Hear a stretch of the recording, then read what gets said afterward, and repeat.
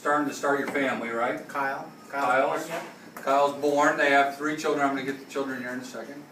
And Mike serves on a cruiser. Frigate. And then back to the Blue Ridge. A sailor actually lost his life in the bites of a line. The deck department was an absolute. The decks are the big guys who run the ropes. Not real smart. They needed a great leader. You need a leader to handle that crowd, believe me. They called Mike onto the Blue Ridge to take the spot of the guy who actually died and did a great job. So he's on the Blue Ridge. Now Mike at this point decides he doesn't like ships as much as he thought and decides to be an intelligence officer and moves to Hawaii. And there they had 2 more children, right? So he is at Chikpak, which is the big intelligence center in Hawaii, just doing great things there. They live on the beach in Hawaii. They're having lots of kids. They're enjoying it. And Mike is, you know, an intel guy takes intelligence that comes in, analyzes it for the truth, and then looks at things that the warfighter needs, provides the warfighter the information to get the job done. While he's in Hawaii, Mike was called into the Philippines to chase terrorists around. And he's out with the Special Operations Forces. And one intel, he predicted where an IED was going to be, saving the lives of the entire platoon. And they verified it by going back later, securing the area and finding the bloody bomb.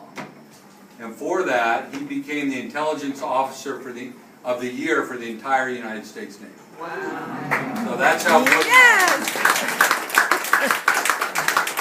So he's on the just cruising. They decide to go to the Pentagon. They live in Northern Virginia, and he runs the watch floor as an intel officer for the Pentagon. And again, just doing great work.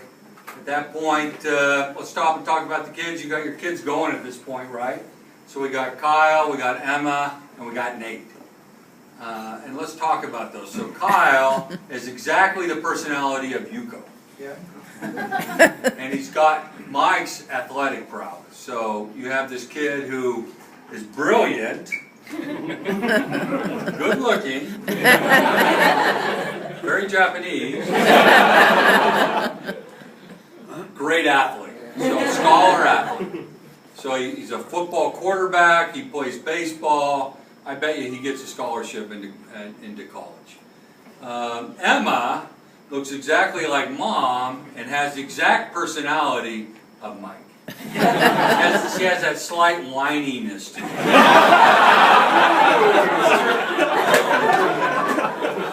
Little Nate is a blend of both. I got to tell you about Nate. So Nate, Jack, and Mike, Nate asked to join the Boys Club. So Jack and Mike look at little Nate and say, what's it take to join the Boys Club? He said, 3 things.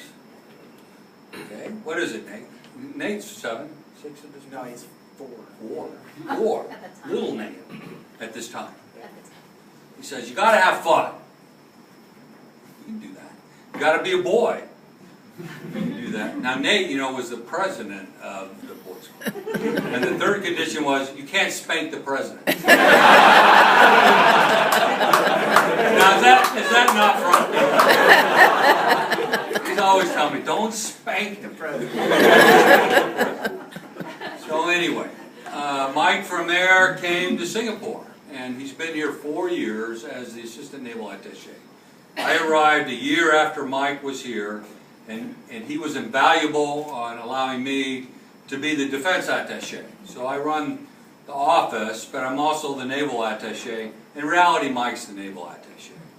We have over 140 ships that visit Singapore a year.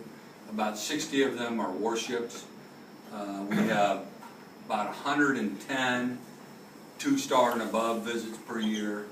A lot of those, 70% of those, are Navy, and Mike's done that whole thing by himself. He is a principal military advisor to the ambassador on naval affairs. He helps me on naval affairs. He runs the logistics for our VIPs better than anybody I know. And I can tell you, without a doubt, unequivocally, 2011, this DAO, this Defense Attaché Office in Singapore, won the award by the Department of Defense for the best DAO worldwide. Out of 230 offices, we won it, and I can tell you what, it was because of Mike.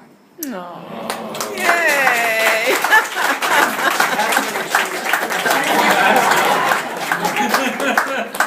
So, again, we're not saying goodbye to Mike and Yuko.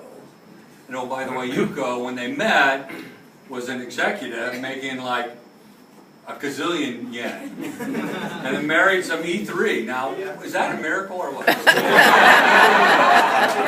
still can't figure that. It's the museum. Mike's been here for 4 years. He's been a great member of the DAO team and the embassy team. He's been a great father, a great husband, a great coach, a great member of the Singapore American School community. Great friends to you in the audience who are here to honor him. Both private sector, diplomatic corps, military, Department of State, whoever you are, have come to know and really love Mike. He is a really good friend of mine, which is rare for a boss to have somebody who works for him to be a really good friend. And he did it perfectly, so that the office didn't even see that we're very close friends. And I'm glad now actually moving on and we can continue our friendship. So the good news is Mike is moving about 10 miles, I think that way, whatever way north is, to Woodlands. He's going to be here. He's going to occasionally lose money to me in golf. He's joined the private sector in a oil and gas company, and he started as an entrepreneur, a new business in baseball. He's professionalizing baseball in Singapore. I tell you what, I think we're all going to be working for him. So if I could get everyone to raise your glass to 20 years of honorable service, Lieutenant Commander Mike Frumke, we ceremoniously retire you tonight. Oh. Hear, hear.